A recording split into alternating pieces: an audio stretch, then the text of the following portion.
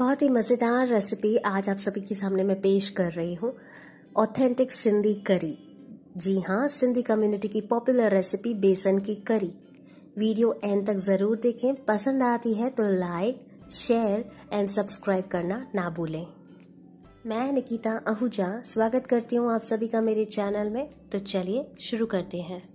आप ingredients check कर लीजिए हमें क्या रिक्वायर्ड है, नहीं तो डिस्क्रिप्शन बॉक्स में भी चेक कर सकते हैं।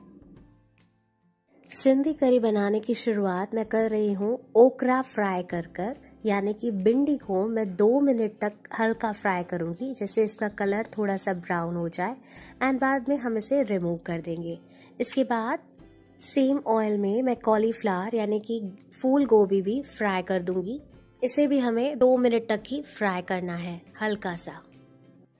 प्रेशर कुकर में मैंने फिलहाल 2 बड़े चम्मच ऑयल ले लिया है।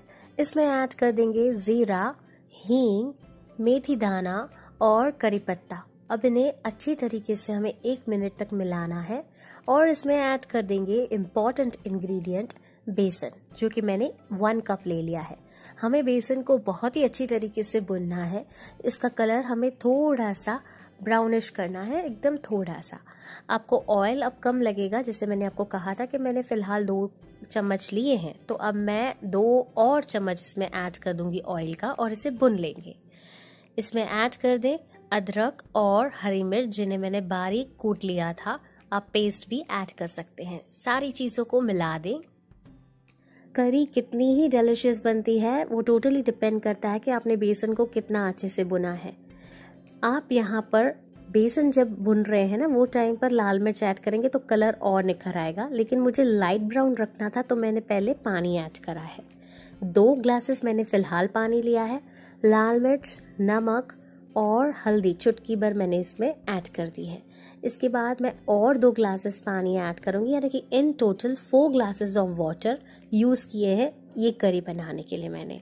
अब अच्छी तरीके से इन सारी चीज़ों को हाई फ्लेम पर भुन लें 1 मिनट तक।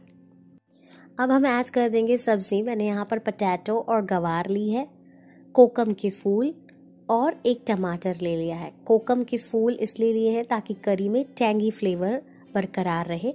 आप टैमरिंड यानी कि इमली का पानी भी ले सकते हैं।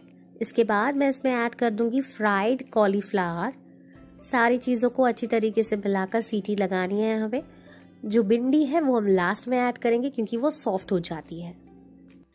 3 विसल्स लगने के बाद करी की पोजीशन देख सकते हैं आप।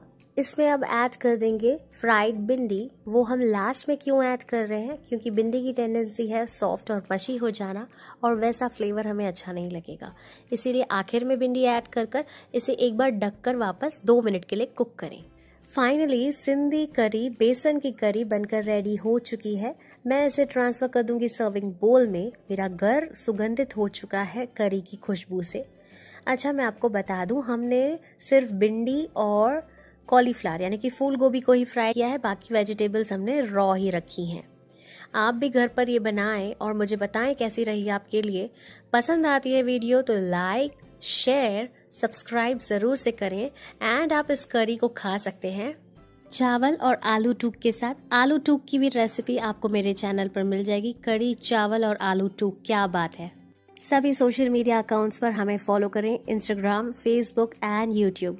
This is Nikita Ahuja signing off. Until next time, bye bye, take care.